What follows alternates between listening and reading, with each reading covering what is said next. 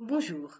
Dans cette troisième vidéo sur la création des mandalas, je vais vous proposer une méthode peut-être un peu plus traditionnelle, c'est de tracer une structure au crayon à papier qui vous permettra ensuite de placer vos motifs. Alors pour cela, vous aurez besoin d'un compas, un crayon à papier ou un critérium, une règle, éventuellement une gomme et un rapporteur. Donc soit le rapporteur traditionnel, mais moi j'aime beaucoup les rapporteurs ronds, qui permettent de le faire en une seule fois. Donc un cercle 360 degrés.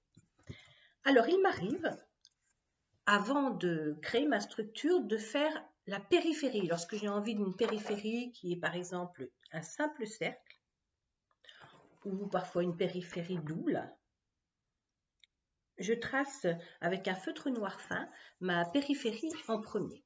Ensuite, je vais créer ma structure. Donc pour créer ma structure, je vais tracer des cercles concentriques au crayon à papier. Donc, il y a plusieurs solutions, soit qu'on choisit toujours un écartement à peu près identique et qu'on agrandit petit à petit le cercle, mais on peut aussi le faire de façon complètement aléatoire.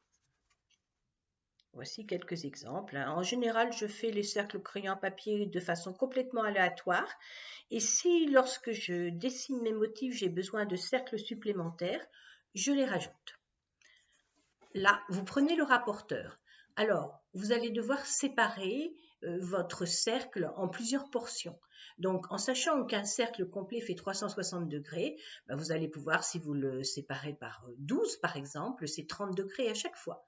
Vous pouvez aussi séparer par 90 ou par 45 degrés. Ça dépend si vous voulez faire des motifs assez serrés ou au contraire espacés. Mais vous pourrez toujours reprendre le rapporteur et rajouter.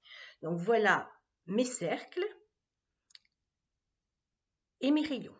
Donc là, j'ai partagé mon cercle en 12. Chaque angle fait 30 degrés. Donc maintenant, une fois que ma structure au crayon à papier est faite, je vais pouvoir tracer mes motifs. Donc je vous conseille aussi de tracer vos motifs au crayon à papier. Ensuite, une fois que tous vos motifs sont tracés, vous allez les reproduire avec un feutre noir fin ou même un feutre de couleur, plutôt quelque chose d'assez fin. Puis vous allez laisser sécher et vous allez gommer. Donc, voici par exemple deux exemples. Celui-ci a été créé sur une structure avec pas mal de cercles et pas mal de rayons. Donc, ça m'a servi à poser tous mes petits motifs. Voici un autre. Donc, bien sûr, là, les motifs ont été dessinés, repassés au feutre noir. Il va me rester ensuite à effacer ma structure. Vous pouvez aussi utiliser du papier calque. Alors, voilà, par exemple, j'ai un motif de fleurs que je vais reproduire avec mon calque tout au long du mandala. Je pourrais très bien aussi faire une grande portion en calque et ensuite reproduire cette portion, ce qui m'évite de tracer énormément de cercles concentriques. À ce moment-là, je peux ne tracer que des rayons. Une méthode traditionnelle, donc compas, rapporteur, on trace des cercles, on trace des rayons, on a une structure au crayon à papier qui va faire la qualité du mandala, car tout bon mandala est construit sur une structure. C'est justement ce qui va faire la richesse et la force de ce mandala, c'est d'avoir une structure sous-jacente. On fait attention à ce que le centre soit bien marqué, soit par un motif, soit par des formes géométriques, car le centre est très important aussi. L'œil doit savoir tout de suite où se poser.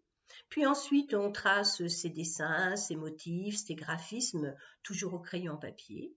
On repasse avec un feutre, en général une mine fine, et puis on laisse sécher et on gomme tout ce qui est structure et vous aurez votre mandala. Vous pourrez ensuite, bien sûr, le mettre en couleur. Je vous souhaite plein de belles créations.